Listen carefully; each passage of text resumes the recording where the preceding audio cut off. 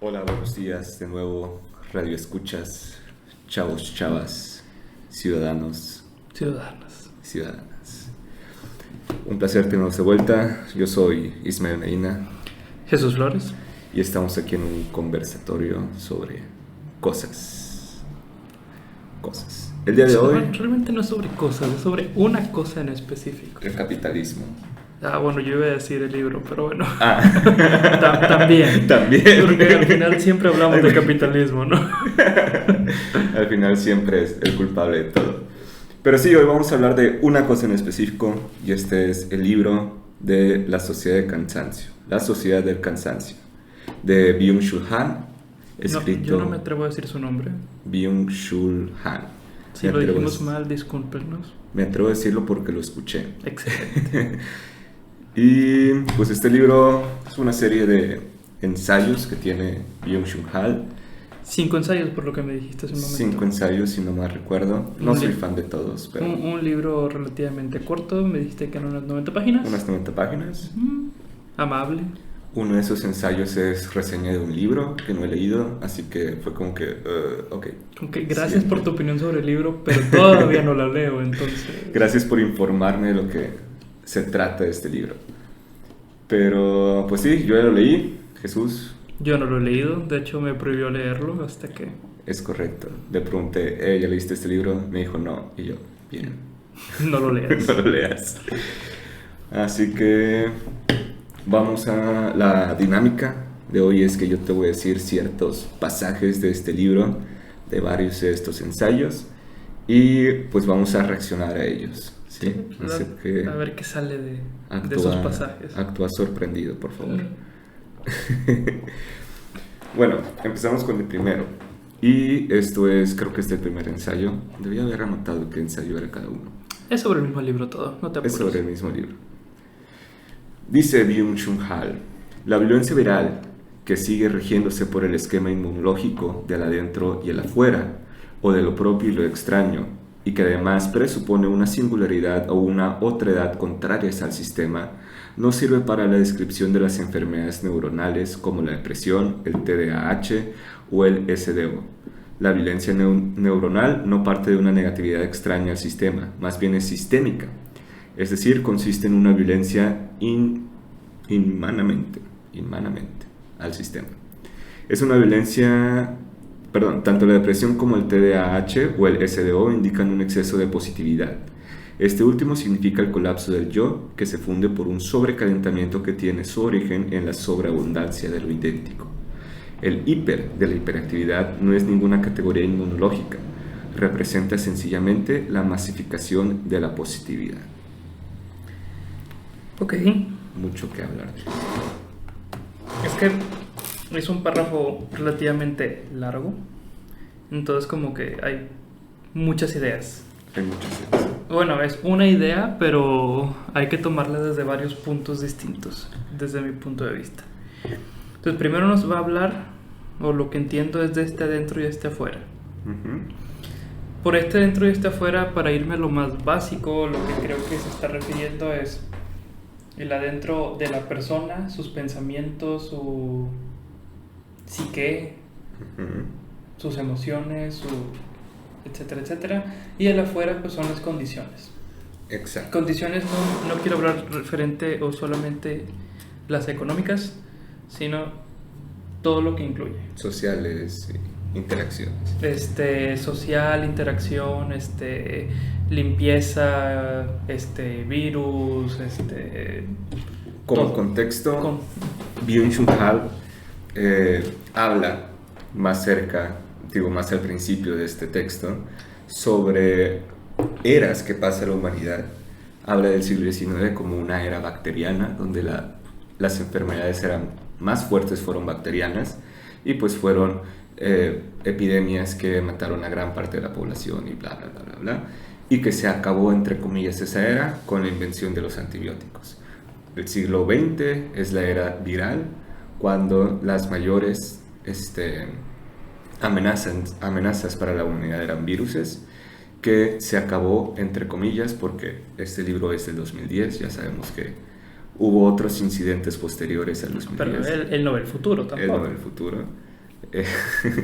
Eh, y pues entre comillas se acaba con la vacunación o por el desarrollo de vacunas, de diferentes vacunas, y que ahora en este siglo XXI estamos en una era donde las patologías más importantes son las patologías neuronales. Fíjate que como quiera, a pesar de lo que hubo la pandemia, como quiera creo que tiene algo de razón con que se acabó la era de los viruses con las vacunas, porque cuánto tiempo dura o duraba una pandemia históricamente hablando, o sea, la peste negra, etcétera, etcétera, cuánto tiempo duraba su auge y cuántas personas se llevaba consigo. No tan lejos, la pandemia de SIDA en Nueva York, tardaron como 5 años en empezar a responder. Y empezar a responder, ni siquiera a dar una respuesta. Es correcto. Y bueno, ahorita podemos ver que con lo del COVID, la respuesta fue muy rápida. Más rápido de lo esperado. Yo creo que es lo más rápido que se ha hecho históricamente hablando. Sí. Y al grado que ahorita, 2 años después, podemos salir, podemos estar relativamente tranquilos. Entonces sí tiene sentido que ya se acabó esa era, porque no que se haya acabado la era no significa que no va a haber más virus o más bacterias. Significa que ya sabemos cómo reaccionar ante ese tipo de cuestiones. Y por decir ya sabemos, lo voy a poner entrecomilladamente porque acabarnos los rollos del Costco no es una respuesta correcta. Pero respondemos. Pero respondemos, sí. Tenemos una idea de cómo responder. Y creo que eso es a lo que se está refiriendo lo que tú estabas diciendo, donde, bueno, estuvieron las bacterias, los viruses, y ahora siglo XXI las enfermedades mentales o síndromes, trastornos, TDAH, etcétera, hiperactividad, falta de concentración, incluso depresión habla mucho. Ahora, no quiero ahorita, a pesar de que él sí los dijo muy tajantemente, TDA, SDO, no quiero que nos quedemos nada más con esa idea, porque para mi parecer, hasta el momento, o sea, ya general toda la idea de lo que nos está queriendo decir es, o sea, partiéndolo en 2 eras, antes la importancia estaba en enfermedades corpóreas, físicas, biológicas. Sobrevivir, digamos. Ajá. Y ahora, siglo XXI, ya ese no es el punto más que le damos mayor importancia. No porque no sea importante, sino por lo mismo. Ya sabemos cómo hacer, cómo responder. No me refiero a que ya tenemos la cura de todas las enfermedades. Pero ya pasa a un segundo plano en nuestra mente. Ajá, ya sabemos hacer los protocolos, ya sabemos hacer, o sea, qué hacer para llegar a una respuesta, aunque todavía no tengamos la respuesta. Y precisamente una vez que ya tengo saciada esa necesidad de supervivencia biológica, pues viene otra necesidad muy importante que sería, pues, la social. Pues, iba a hablar más bien del ser, de la persona, pero bueno, obviamente esto tiene implicaciones sociales, pero o sea, ahora ya me puedo poner a ver a las personas, a las ideas, o sea, una vez que ya sé que voy a vivir, bueno, ahora qué onda con lo que pienso, qué onda con lo que, o sea, ya no nada más quedarme con la idea de tengo que ver cómo le hago para sobrevivir. En teoría deberíamos saber. Sí, en teoría. Entonces creo que eso es a lo que se está refiriendo cuando, bueno, ahora es momento de las enfermedades mentales. Claro, él lo está poniendo y con una cierta razón, no voy a negarlo, con algo muy, que da mucho a discutir, que es muy tajante, muy polémico, se va directo a la herida, le echa limón a la herida, básicamente, o sea, como que dándole una importancia incluso en un sentido negativo de decir que hasta cierto punto estamos mal, pero bueno, ya viéndolo a partir de hechos, creo que lo podría resumir en eso, o sea, ya no nos vamos a fijar de si falta o no comida, sino ahora nos vamos a fijar qué te gusta, por decirlo de alguna manera, más amable. Muy bien, ¿y qué tal la última frase? Voy por partes. Hasta ahorita okay. Voy hasta la primera, o sea, el adentro y el afuera. Y que además propone una singularidad a una otredad contraria al sistema. No sirve para la descripción de las enfermedades neuronales como la depresión, TDA o el SDO. O sea, hasta ahorita vamos hasta ahí. La O sea, violencia aquí creo que se refiere a lo que nos afecta. Nos afectaban, la violencia viral es cómo nos afectan los virus, cómo lo combatimos. Esa manera de combatirlo no funciona con... sí, claramente no va a funcionar una vacuna para que ya no tengas TDA, Es correcto. TDAH, o para que no tengas SDO, o para que, o sea, no te voy a poner una vacuna y ya se te quitó la depresión. Pero escuché que las vacunas causan autismo. ¿Es eso cierto? Voy a fingir que estornudaste. Salud. Gracias. Pero, o sea, se entiende la idea. O sea, todo este sistema que hicimos para combatir enfermedades no funciona para las enfermedades mentales. No funciona para la violencia neuronal. Entonces tenemos que empezar a hacer otra cosa, otras investigaciones,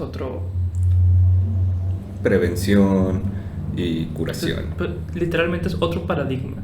Y no es que el anterior no funcione, es que no funciona para esto. O sea, ya no es el foco de atención. Ay, excelente. Entonces dice, la violencia neuronal no parte de una negatividad extraña al sistema, lo cual tiene sentido. O sea, no se trata de que te picó un mosquito y te sale una ronchita. Así no funciona la violencia neuronal. Así no es como desarrollas una fobia o algo así. No es como... Ok. O sea, no es parte de un agente externo. Sí, como antes que, no sé, la peste negra era porque de repente vinieron ratas a las ciudades. Sí. Y O sea, eso por es más una higiénico violencia que seas, externa. por más higiénico que seas, pensando en una enfermedad, eso no significa que no te pueda dar depresión. ¿Por qué? Porque no está en un virus, no está en una bacteria, no está en ese tipo de cuestiones.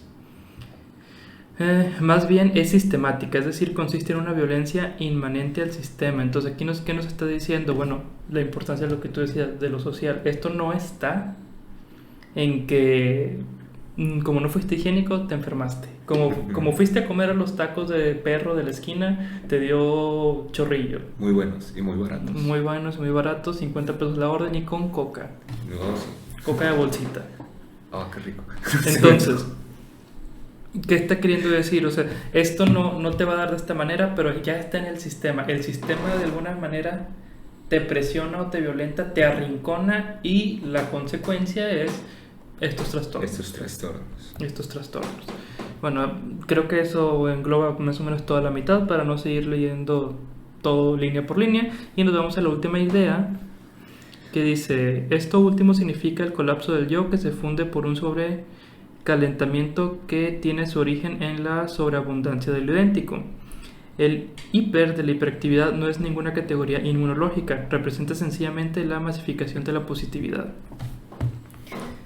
No estoy muy bien en contexto a qué se refiere con positividad, pero sí entiendo todavía esta idea que el hiper de la hiperactividad no es una categoría inmunológica, no es algo que esté en los genes o genéticamente, aunque por ahí podrá haber algunas investigaciones que digan, sí, mira, es que hay un cierto gen que hace que sea más propenso, pero no es así como que, tienes el gen tal, vas a ser hiperactivo forzosamente. Hay cierta inclinación, pero no es eso específicamente.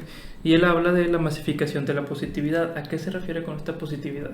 Me parece que esta positividad habla de, por ejemplo, en tiempos antiguos, en la Edad Media, nos regíamos por lo que podíamos hacer.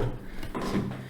Lo que decía Nietzsche del Übermensch, del superhombre, que podíamos hacer, ya no importa, ya podemos hacer todo. Ahora es, ¿qué vamos a hacer con todo eso que podemos hacer?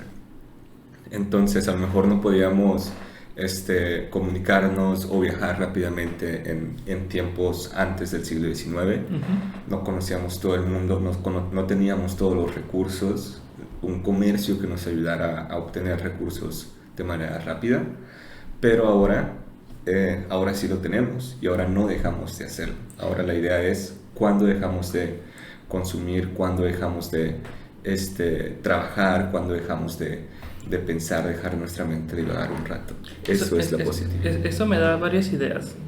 La primera es, o sea, por un lado tienes el por qué si lo puedes hacer todo, no estás haciendo. Pero por otro lado es también, no es necesario que hagas todo. Y me refiero a este sentimiento de culpa que tenemos varias personas, o tienen, no tenemos, me voy a incluir, en donde dices, oye, Por ejemplo, lo voy a contextualizar en mí. Tan fácil como es abrir una red social, hacer publicidad y que me lleguen más pacientes. Bien sencillo. ¿Por qué no lo hago? Y entonces hay un sentimiento de culpa de algo estoy haciendo mal. ¿Por qué? Porque no estoy produciendo lo que podría producir. Y eso trasládalo a cualquier esfera. Entonces esa positividad pues es hasta cierto punto negativa, porque como puedes hacer todo y no haces nada, tú eres el que está mal. Igual y nos saltamos un par de ensayos de este libro para una de las últimas que subrayé aquí. Ok. Que es, citando a Byung-Chul Han, la pura actividad solo prolonga lo ya existente. Una verdadera vuelta hacia lo otro requiere la negatividad de la interrupción.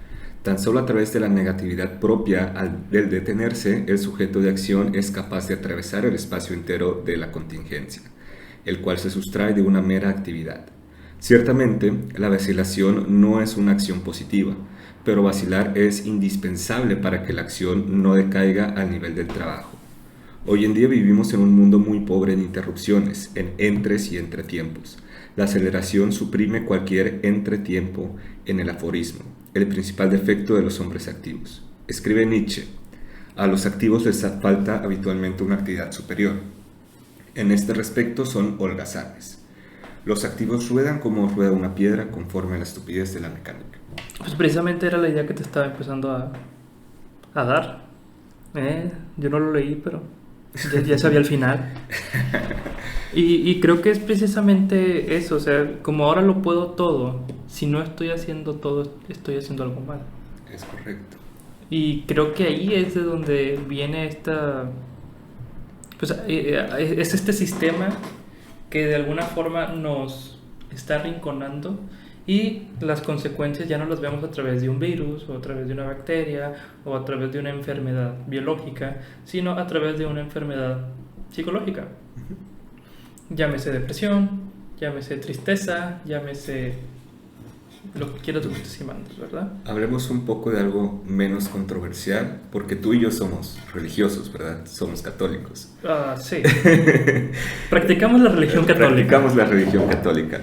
Me llama la atención estos estudios que dicen que cada vez más la sociedad se vuelve cada vez más atea, el porcentaje de ateísmo es cada vez mayor, y que eso, para mí, implica que ya no tenemos tiempo de esta espiritualidad, darnos un momento el domingo o darnos algún tiempo para convivir en una actividad religiosa, que está bien, no voy a decir a nadie que venga a misa, digamos. No estamos en misa para los que creyeron porque dijo vengan. Pero Harry Potter es feliz. Pero nos sumimos tanto en la actividad, en trabajar, en llegar a nuestra casa y descansar, viendo la tele, viendo TikToks, viendo YouTube, que este espacio de algo superior, una actividad superior, entre comillas, que no tiene que ser forzosamente religión, puede ser un proceso creativo, o puede ser algún hobby, o puede ser algún tipo de activismo. Siento que es lo que dice Nietzsche. Hace un momento me comentabas en esta idea del Génesis, como... ¿Sí es el Génesis? Sí, la creación, donde Dios al primer día hace X, al segundo día hace Y, al tercer día hace X, cualquier cosa, y como que toda la sociedad se tomó eso muy literal, pero no le puso atención al último día, al séptimo día. Que es el no hacer. El Descansar. séptimo día Dios descansó. Es correcto. Y podríamos verlo como Dios descansó, pero pareciera que la gente o la sociedad interpretó el día 7 Dios produjo el descanso. Entonces así no se quedó haciendo nada. Nos enseñó. Hizo no hacer nada. Está dentro de la tradición del Sabbat, el no hacer nada, el olvidarte de tener. De hecho, creo que no estoy tan al tanto de las tradiciones judías, no, yo si soy tampoco. sincero. Pero creo que debes dejar todos tus alimentos preparados para ese día, un día antes. Creo que no es que tienes que, pero como que es lo más recomendable. Sí, no hacer nada. Algo así ese como día. no, como elegir tu outfit un día antes de Navidad, Ah, porque sabes que ese día, vas a estar muy ocupado. sí, y vas a estar muy ocupado. ¿Por qué? Porque tienes que hacer la cena, porque no la puedes hacer un día antes, porque si no ya no vas a ver recién hecho. Es correcto. Entonces, siento que eso es una reinterpretación que le podemos dar al famosa quote de Nietzsche, la de Dios ha muerto y nosotros lo hemos matado. Es decir, que como Dios nos creó a su imagen y semejanza, nos dio el descanso, nos hizo capaces de descansar, pero estamos en una sociedad tan activa que hemos olvidado esa parte. Me encanta la frase que usaste. Nos dio la capacidad de descansar. En un ambiente natural no tienes la capacidad de descansar. Es correcto. No tienes la capacidad de descansar, no puedes descansar. De hecho, eso lo podríamos ver con lo que hablábamos la semana pasada, como el descanso no necesariamente tenía que ser en la noche. O sea, de hecho, épocas medievales o anteriores a esas, o incluso un poco posteriores, no se descansaba seguido toda la noche. O sea, dormitabas, te despertabas, volvías a dormitar, y así también durante el día. Es correcto. ¿Y por qué era esto? Pues porque había diferentes dificultades. Por ejemplo, si no vivías dentro del feudo, tenía que estar siempre alguien de guardia, porque no sabías si se acercaban ladrones, no sabías si se acercaban animales, no sabías si algún peligro podía pasar. Entonces siempre tenía que haber ciertas guardias. ¿Sabes qué? Ahorita van a dormir todos mis compañeros, pero yo voy a estar despierto. En algún momento, oye, ¿sabes qué, Ismael? ¿Te puedes despertar, por favor? Te despiertas, tú haces guardia, yo me duermo. Y lo podríamos ver así como que, ay, pero es que pues, es obvio. No, no es obvio, no es, o sea, no es tan obvio, porque incluso dentro de los feudos se hacía algo así. De hecho, yo tengo entendido que una de las cosas que hacían era, por ejemplo, tomar un bocadillo nocturno. O sea, se despertaban Sí. porque tenían hambre y agarraban pues lo que tuvieran. Sopita, café, bueno, no había café. Sopita, un pan, lo que sea. Y a lo que voy es precisamente en esa naturalidad, porque la Edad Media obviamente era más natural que la Edad Moderna. En esa naturalidad no había tanto tiempo para el descanso tal cual. No había un tiempo de decir, ¿sabes qué? Hoy voy a hacer nada. No había tiempo para eso. O sea, tenía que estarme siempre, no voy a decir produciendo, pero sí cuidando, protegiendo. Estaría padre hacer un análisis también de este mismo estilo sobre ¿cómo se llama?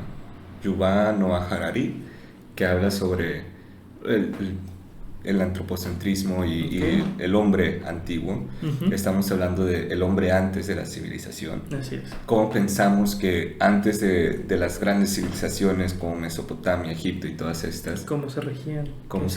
que pensábamos que eran cavernícolas, que eran tontos, que... No, es que no es algo, no es cuestión cognitiva de decir son tontos o son, para nada. Creo que eran muy inteligentes a las necesidades que tenían. Es correcto.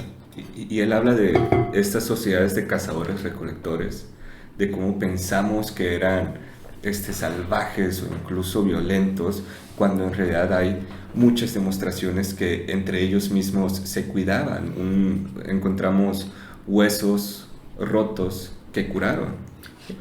O sea, una persona hace 5.000, 10.000 años se rompió un hueso y alguien lo cuidó, lo procuró hasta que se curara y pudiera volver a hacerlo. Y eso es algo que no vas a encontrar en la naturaleza. No vas a encontrar un lobo que se rompió la pata y que lo enyesaron los otros lobos para que se curara. Se estuvieron ciertas semanas protegiéndolo hasta que ya pudo caminar normal. Sí, incluso vemos relieves en algunas piedras que dices, no hubo ningún asentamiento aquí de humanos, nadie se puso aquí, pero si pasaban por aquí estos seminómadas cazadores recolectores y pasaban por esta piedra, la identificaban, tal vez tenían un ritual, ¿Sí? tal vez solo era para posicionarse, pero nos muestran una capacidad muy avanzada de ver por necesidades. Sí, y a lo que voy es que esta necesidad del descanso no era tan importante, o sea, no había oportunidad, al menos no como el descanso que pensamos hoy en día. No un descanso de, ¿sabes qué? Me voy a ir una semana de vacaciones, no voy a trabajar. Inclusive el voy a apagar todas las luces, nadie me hable, nadie haga ruido si no me despierto. O sea, esa concepción del descanso no existía, cosa que tenemos ahorita. Pero es muy increíble cómo tenemos esa necesidad ahorita, esa idea del descanso, pero que al final es totalmente falsa porque nunca la tenemos. Es correcto. Y creo que esto es excelente para la siguiente quote, que también no me estoy yendo en orden. Sí, no es la segunda que noté. Okay. Y él habla cómo, bueno, pues estamos hablando de cómo el hombre cazador-recolector lo vemos como cercano al salvajismo y que después evolucionamos, entre comillas, a sociedades, a ciudades, etcétera, etcétera, y que estábamos en la modernidad en un punto donde pues nos considerábamos personas avanzadas, personas evolucionadas, civilizadas. Ahora pasamos al postmodernismo del siglo XXI y nos dice Byung-Chul Han, cito: el exceso de positividad se manifiesta a sí mismo. ¿Qué dije? Posibilidad. Ups. También. También.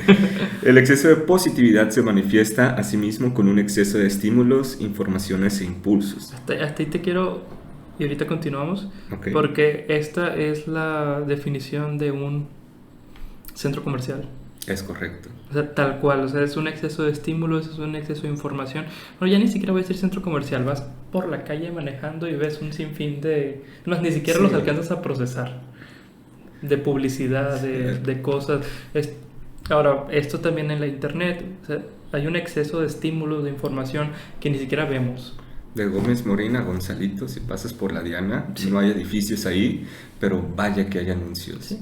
Y esto lo podemos ver también en internet, en YouTube, cuántos comerciales no te van a salir. E incluso tú estás viendo el video y si no lo pones en pantalla completa, todo lo que hay por los lados son anuncios. A lo mejor es de otro video, pero no dejan de ser anuncios.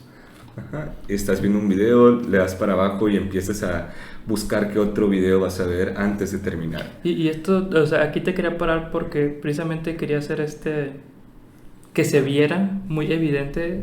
O sea, lo que está diciendo no se lo está inventando. O sea, hay una observación de por medio, o sea, lo podemos ver todos. Es evidente. Hay muchos estímulos. Byung-Chul Han está en una era después de Foucault, de una era después de todos estos pensadores, Nietzsche, Freud, y está notando estos cambios y ahora, 12 años después, podemos confirmarlo y decir, vaya, sí tenemos un problema. Claro. Continuando con la cita, informaciones e impulsos modifica radicalmente la estructura y la economía de la atención. Debido a esto, la percepción queda fragmentada y dispersa. Además, el aumento de carga de trabajo requiere una particular técnica de administración del tiempo y la atención, que a su vez repercute en la estructura de esta última. La técnica de administración del tiempo y la atención, multitasking, no significa un proceso para la civilización. El multitasking no es una habilidad para la cual esté capacitado únicamente el ser humano tardomoderno de la sociedad del trabajo y la información. Se trata más bien de una regresión. En efecto, el multitasking está ampliamente extendido entre los animales salvajes. Es una técnica de atención imprescindible para la supervivencia en la selva. O sea, no tengo forma de contradecirlo porque, o sea, nunca he ido a irme de cacería o algo así, pero sí tengo la idea de que tienes que poner atención en muchas cosas. Y lo voy a hablar desde la cacería moderna, donde tengo un rifle. Un rifle de mano donde tengo que estar atento de que si tiene el seguro, si no tiene el seguro, si tengo balas, cuántas tengo. O sea, tengo que tenerme atención en lo que tengo a la mano. Ajá. Segunda cosa que tengo que poner atención, dónde voy a pisar, dónde voy a moverme, etcétera, etcétera. Quita los peligros que hay de por medio para que no hagan ruido, para que tu presa no se vaya. Y también cuídate a ti. Tienes que cuidarte a ti. Y si vas con compañeros, seguramente tienes que estar también al pendiente. A lo mejor no cuidándolos así de que el niño chiquito no se vaya corriendo, pero sí tienes que estar al pendiente de dónde están. ¿Por qué? Porque si yo veo un animal que sí lo quiero cazar, imagínate que vi al venado y le disparo nada más así a diestra y siniestra, pero por ahí iba caminando uno de mis compañeros, ya valió. Lo voy a matar, y no al venado. Es correcto. Entonces, a lo que voy es, si así es en la modernidad, ahorita, la cacería, claro, estoy dando ideas muy generales porque no sé cacería. Yo sé que también involucra poner trampas, etcétera, etcétera, ciertas estrategias, bla, bla, bla, bla, bla, equipo necesario, etcétera, etcétera. Pero si eso es en la cacería moderna, donde tenemos a la mano un rifle. Ahora imagínatelo cuando tenías una lanza y no ibas a matar al venado de una sola... Es como en Jurassic Park, cuando el chavo quiere matar al Velociraptor y hay otro Velociraptor a su lado y le dice que, oh, me ganaste, o algo así. Sí, o sea, necesitabas tener atención en todo y en nada a la vez. Y esa es una habilidad que requerimos forzosamente en la modernidad, ya no solo para la cacería, para todo. Para ir a cazar tus pantalones que están en oferta, lo necesitas.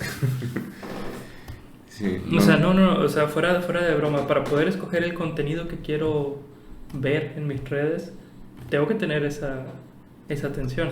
¿No viste un tweet de un ninja hace, creo que un par de años, que decía que jugar Fortnite era más exigente que jugar en la NFL? No lo dudaría. Porque tienes que pensar en cuántas balas y el mapa y no sé qué cosas.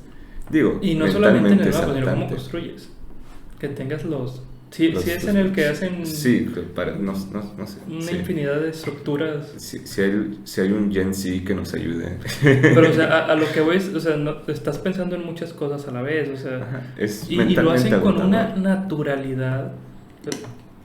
Yo una vez lo intenté jugar. Visualmente agotador, también te cansa los ojos. Sí, eso no, los que juegan Fortnite no descansan realmente cuando están jugando Fortnite. Sí, es muy cansado. Bueno, hagan lo que quieran. Háganlo, pero sepan que no están descansando. No diría que es más exigente que un jugador de fútbol americano. En cuestión de tensión, sí. Sí, pero... O sea, no es más exigente en un sentido, por ejemplo, un jugador de americano, la exigencia física que tiene es otra. O sea, sí tiene otra exigencia, sí tiene una exigencia de atención muy importante, pero no es exactamente la misma. ¿Por qué? Porque el jugador de americano ya tiene la idea de lo que va a hacer. O sea, todos nos pusimos de acuerdo en equipo y vamos a hacer tal jugada. El de Fortnite no, va improvisando durante la marcha. Aunque ya tenga una idea, pues no significa que todas las personas que están jugando se van a acoplar a tu idea. Es correcto. Mientras que el jugador de americano, si él sigue lo que el plan a hacer y el plan falló, no es culpa de él. Él no puede improvisar nada más porque sí, porque entonces va a afectar a todos los jugadores. O sea, lo que estoy diciendo es, hay una cabida a que si en el ejercicio de atención, solamente, exclusivamente en el de atención, sí sea más exigente videojuegos como Fortnite que un juego como el americano. No porque el americano sea, o sea, no estoy diciendo que no requiera atención o algo así. Es otro tipo, es diferente. Otro tipo de estímulos. El americano, pues, lo practicas mucho, ya conoces a tus compañeros, y este tipo de videojuegos son luces y flashes y colores y muchas veces tienes más de una pantalla. Bueno, yo no, pero la gente que se dedica a eso. Pero sí, sabemos que hay personas que tienen más de una pantalla y que están jugando en más de una, o sea, sí, lo extienden para poder ver más, supongo. Así que está difícil. Entonces, ya hablamos de cómo nos está afectando a nosotros. Y ahora, ¿por qué eso es importante? Y ahora yo creo que es momento de irnos a la tercera y última quote. Cuarta. No, es que la tercera, la primera, sí, la cuarta, la segunda y sigue la tercera. 1, 4, 2, 3. Así es. Esta yo la leo. Ok. Dice, el exceso de positividad se manifiesta... No, esa no es. Es la vida desnuda. Sí, discúlpenme, es que el pudor me ganó. Dice, a la vida desnuda, convertida en algo totalmente efímero, se reacciona justo con mecanismos como la hiperactividad, la histeria del trabajo y la producción. También la actual aceleración está ligada a esa falta de ser. La sociedad de trabajo y rendimiento no es ninguna sociedad libre. Produce nuevas obligaciones. La dialéctica del amo y el esclavo no conduce finalmente a aquella sociedad en la que todo aquel que sea apto para el ocio es un ser libre, sino más bien a una sociedad de trabajo, en la que el amo mismo se ha convertido en esclavo del trabajo. En esta sociedad de obligación, cada cual lleva consigo su campo de trabajos forzados, y lo particular de este último consiste en que allí se es prisionero y celador, víctima y verdugo a la vez. Así, uno se explota a sí mismo, haciendo posible la explotación sin dominio. Me encanta esta idea del capitalismo. Digo, ¿Te encanta el capitalismo? No, esta idea. Me encanta esta idea del capitalismo en donde ya no hay esclavos, porque tú eres tu propio esclavo. Pero entonces ya no puede haber una repercusión. Yo no te puedo decir, Ismael, estás mal. ¿Cómo te esclavizas de esa manera? No puedo hacer eso. O sea, ¿por qué? Porque eres tú mismo tu amo y tu esclavo. Glorificamos el trabajo y está bien que glorifiquemos en cierta manera. Haz lo que quieras, digo, es tu vida. Pero también satanizamos lo que no es trabajo. Satanizamos muchas veces el descanso, el levantarse tarde.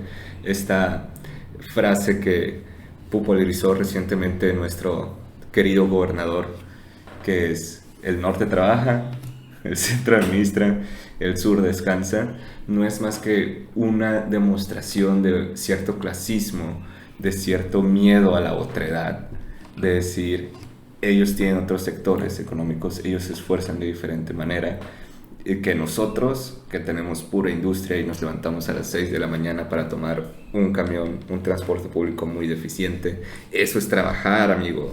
El sacrificarse, el sufrir, cuando no necesariamente es sufrir, es simplemente producir, es lo que quiere el gobernador. Y la producción no es... Antes de seguir con esto, o ya casi por finalizar, quiero decirte que la otredad es un término muy específico lacaniano. Okay. La otredad, para no entrar mucho en detalle y explicarla de una forma muy... O sea, si tú eres un psicoanalista lacaniano, discúlpame por la aberración que voy a decir. Pero para explicarla de una forma muy simple, la otredad se va formando o se hace, perdón por la redundancia, pero no hay otra forma de decirlo, a través de el otro. Ajá. El otro son las otras personas, que no eres tú. ¿Y cómo se va formando la otredad? Y es prácticamente desde que naces, todas estas cosas que tú vas escuchando. Para decirlo de una forma muy sencilla, todos estos cuentos que te fuiste creyendo, pero que ya son parte de ti, que ya no puedes diferenciar entre tú y ese otro. Sí. Entonces, en este ejemplo que tú dabas de nuestro querido gobernador, Samuel García dice: el norte trabaja, el centro administra y el sur... ¿Qué hacía el sur? ¿Descansa? Sí, es que tienen playas, sí. Sí. Digo, si yo estuviera en una playa. Y es precisamente eso lo que acabo de decir, es que tienen playas, y ese es el discurso que él ha escuchado, no tanto el refrán tal cual, pero la concepción que tenemos los del norte sobre Nuevo León es que aquí no nos achicamos y ni modo, vemos cómo lo hacemos y sacamos las cosas adelante, trabajamos. También tenemos esta concepción de que como todos los impuestos se van hacia el centro, entonces ellos administran. Porque la capital está en el centro de México, no es porque el centro tenga que administrar, es porque ahí está la capital, ahí se va, también lo del sur se va para allá. Sí, claro que sí. Entonces, el sur contribuye mucho. Ellos administran y el sur descansa. ¿Por qué? ¿Por qué descansa el sur? Porque allá tienen playas, porque allá me voy yo a descansar. Es correcto. No es necesariamente que los del sur realmente estén descansando. Sí es trabajan. Como yo percibo el sur cuando voy. Pero yo lo percibo de esa manera. Y claro, si yo voy a... no sé... una playa del sur que no sea Cancún, porque siempre digo Cancún. ¿De Acapulco? ¿Está en el sur? Sí, está en Guerrero. Okay. Es más el centro. Bueno, sí, es que yo lo ubicaba más por el centro. Pero bueno, voy a Acapulco. Si no salgo de la zona hotelera, pues claro que voy a pensar que todo Acapulco es descanso. ¿Por qué? Porque es lo que yo estoy viendo. O sea, estoy viendo playas, estoy viendo personas tiradas en la arena, estoy viendo personas ebrias hasta atrás en el antro, No estoy viendo fábricas, no estoy viendo campos de producción, ¿qué pueden producir en un hotel? Bebés. Bueno, no es el... no ese tipo de producción. No es ese tipo de producción. Creo que eso sería más un costo, pero bueno. O sea, pero se entiende, ¿no? O sea, sí, la idea, ese otro que él tiene... El ellos y nosotros, de ahí viene pues todo esto, xenofobia, este miedo a los migrantes, este miedo a la homofobia, es las cosas como me lo han contado, como en mi concepción de mí no acepto una concepción de los demás. y por eso tengo miedo, por eso resulta en odio, en fobias, en supresión de algunos derechos. Que lo malo no es tener esta otredad. Todos tenemos una otredad, todos tenemos esa otredad. Lo malo es no querer hacerle frente, es decir, es verdad. Una frase que me encanta de los zapatistas es que debemos de ser un mundo donde quepan muchos mundos. Sí. No podemos todos dominar una sola ideología y pues estar sumidos en esta sociedad de producción que no es la única manera, no es ni progreso ni la única manera de vivir en la sociedad actual.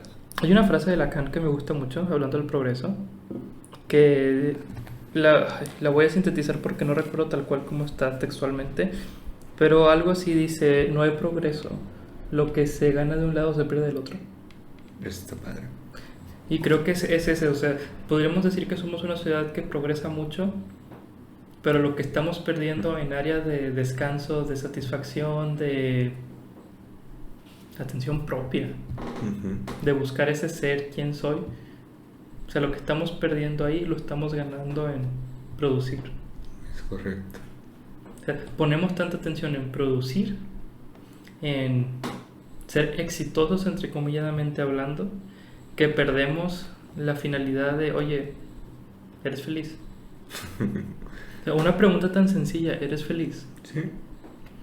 Y perdemos esa afinidad de realmente buscar cómo me siento bien. Porque a mí me dijeron que ser feliz era la persona millonaria.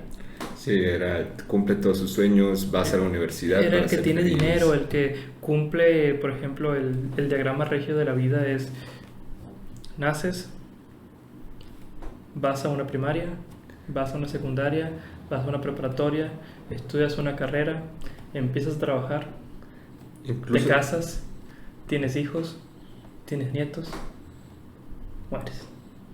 Ese es el sistema regio. Y eres feliz. Y eres feliz con eso, según esto.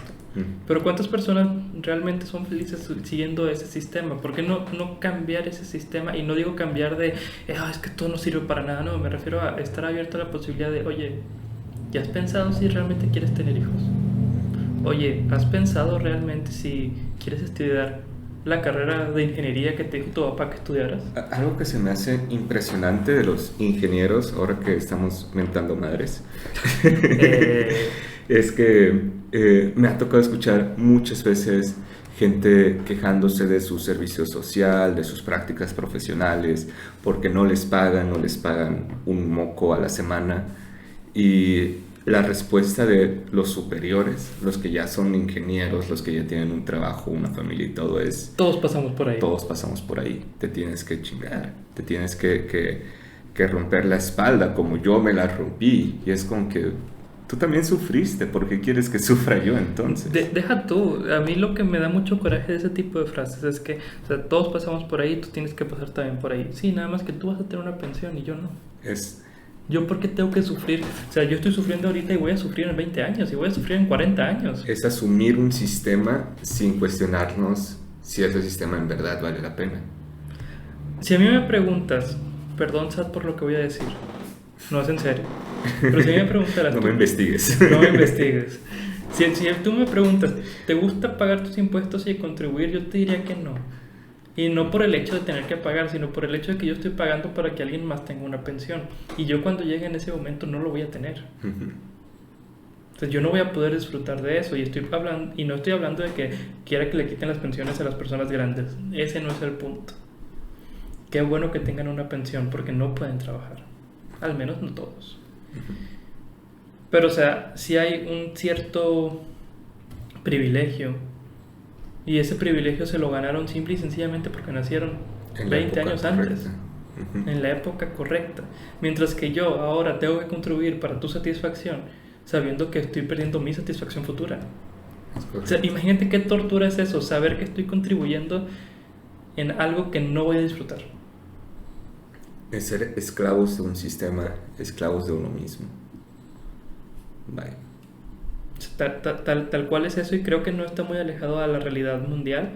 O sea, estamos hablando del contexto México, en el contexto Nuevo León, pero creo que no está muy alejado de una realidad global, en donde hay muchas personas simple y sencillamente trabajando y pagando sus cuotas, sabiendo de antemano que es algo que ni siquiera van a poder. O sea, están invirtiendo en una acción que ya perdió. Tarde o temprano llegamos a este punto en el podcast donde simpatizamos con Trump. No simpatizar, pero sí me tocó escuchar muchos comentarios de simpatizantes diciendo eso mismo, diciendo ¿por qué tenemos que contribuir a la Organización Mundial de la Salud? Nosotros, que sí, Estados Unidos es el mayor contribuidor a la ONU y todos sus programas. Y eso decía Trump, de que ¿por qué vamos a hacer eso? Simplemente no paguemos y ya. Y sí, sumió al mundo en una pequeña, no muy pequeña crisis. Y todos sabemos cómo resultó. Pero te das cuenta que tiene un sentido lógico. O sea, no es justificarlo de que Trump tiene razón, porque no. Pero así que tú digas, ¿está mal? Tampoco. Tiene lógica. Tiene lógica. Tampoco podemos priorizar en que si no está bien, está mal. Pues no, hay un sentido. Tiene un sentido. No voy a decir que es un sentido correcto, porque hablar de correcto e incorrecto es muy difícil. Es muy difícil porque al final solamente, pues como dicen, la historia la cuentan los que ganaron. Ahorita nosotros tenemos una idea de que los nazis fueron lo peor del universo, pero nos contó la historia de Estados Unidos, bueno, no solo Estados Unidos, nos contó la historia de los judíos, que eran los más afectados. Pero ¿qué hubiera pasado si hubieran ganado los nazis la guerra? A lo mejor ahorita pensaríamos que los judíos es lo peor del universo, como ahorita pensamos de los nazis. Es decir, hablar de correcto e incorrecto es muy difícil porque es a través de la historia. Muy blanco y negro. Muy blanco y negro. Entonces, me gusta más hablar de, bueno, mira, hay un sentido aquí, o sabes que esto sí no tiene sentido, o sea. La historia, y esto es lo que siempre le cuento a mis niños de física, que nos venden que Hitler inventó el odio a los judíos. Hitler inventó esta xenofobia, y no, era un sentimiento que ya tenía capturada toda Europa, incluso Estados Unidos. Sí.